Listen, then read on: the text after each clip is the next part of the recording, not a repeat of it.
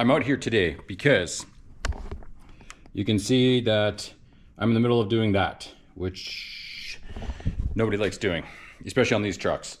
It's not a hard job. It's not really even a time-consuming job. It's just a nuisance job.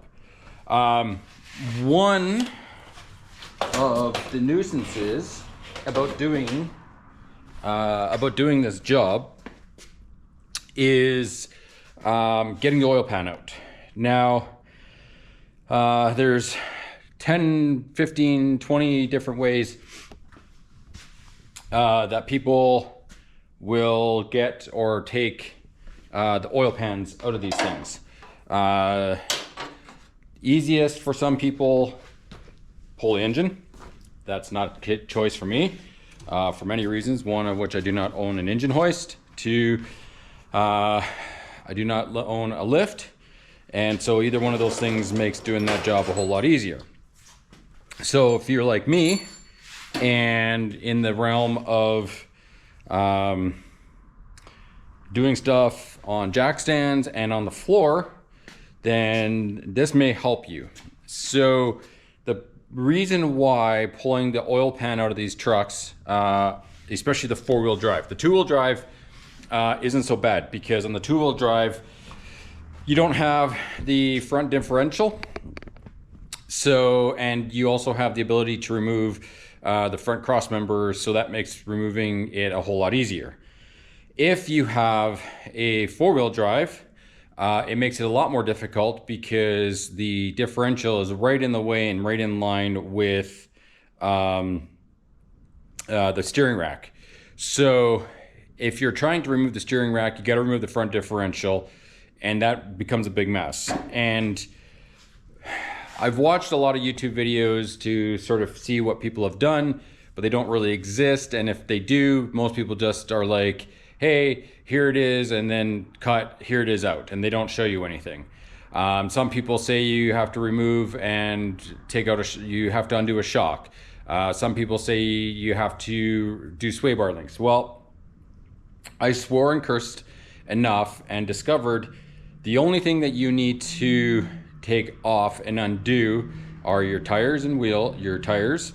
Remove the bolts from the power steering rack and remove the bolts from the differential.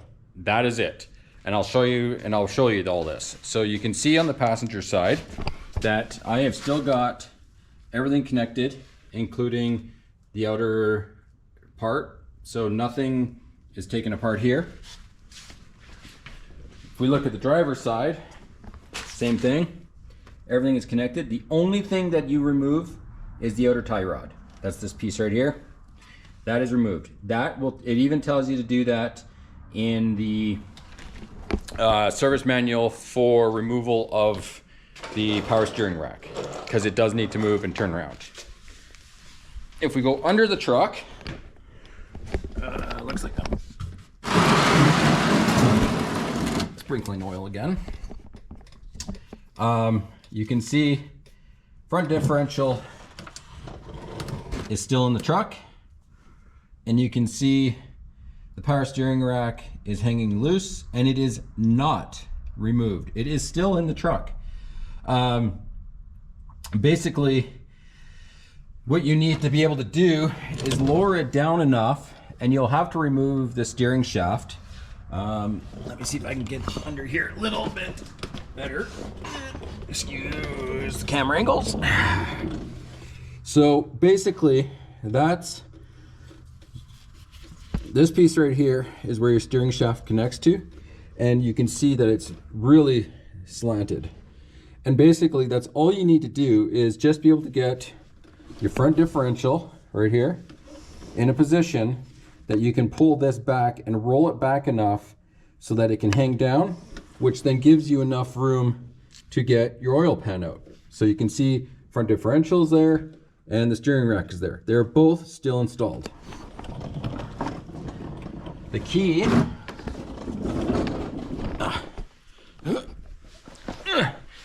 key to doing this is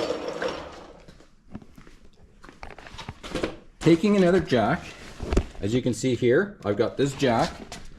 It is placed under the front knuckle, and then I have lifted this up, because what that does is it will lift up your outer knuckle, your outer knuckle here, and then it will change your inner axle angle so that it will basically go from being like this to being like this. And because the differential is out, it will cause it to drop.